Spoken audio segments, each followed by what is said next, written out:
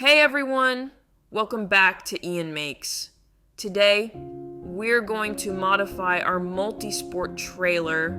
Since this trailer is designed for kayaks, it didn't have enough contact points for our heavier Pelican Bass Raider 10E. With only 2 points of contact, the boat might warp, so we need 3 points to support it better.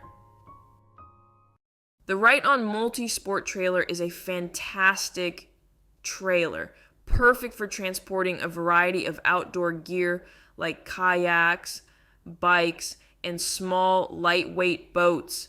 It's versatile and well built, making it an excellent choice. Plus, it offers great value for the money and can be shipped right to your door, allowing for easy assembly at home.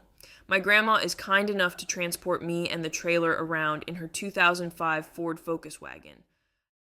Our goal is to make these modifications without compromising the trailer's original use for kayaks and canoes. Let's get started. We ordered the rear crossbar kit. We expected just one crossbar with side mounts, but to our surprise, we got 2 crossbars. One bar had side mount wings welded on, and the other had holes drilled for frame standoffs. The crossbar with the standoffs uses the hardware that holds the wheel fender.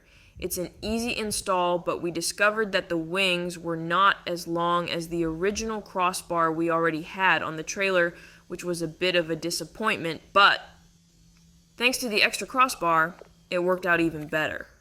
To install the rear crossbar, we needed different hardware, so we upgraded to stainless steel bolts. We used 4-inch bolts, but 3.5 inches would work just fine.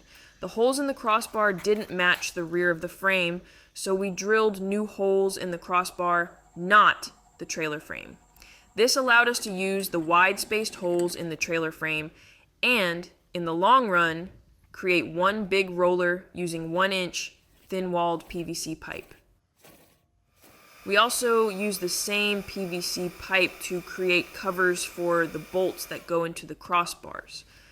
These bolts stick up and will likely touch the boat. By covering them with smoother, less sharp PVC, we offer the Bass Raider more protection, making them as easy with a heat gun and a multi-tool.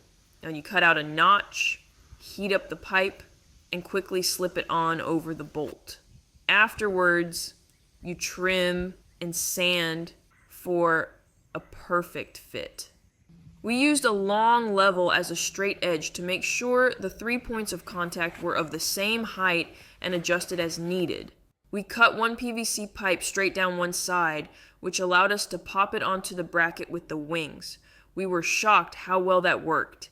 This gave us 3 rolling points on the 3 points of contact, ensuring smooth and even support for our Bass Raider 10E. Only one step remained to finish the mods. We used 1-inch pipe insulation for our padding. It's fairly inexpensive, easy to replace, and easy to install.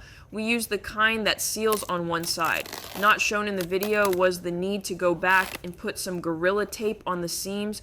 The seal was under too much pressure, and overnight it came apart. We also put a couple of zip ties on the ends of a few pads, just to make sure they are secure. I'm really happy with how these modifications turned out.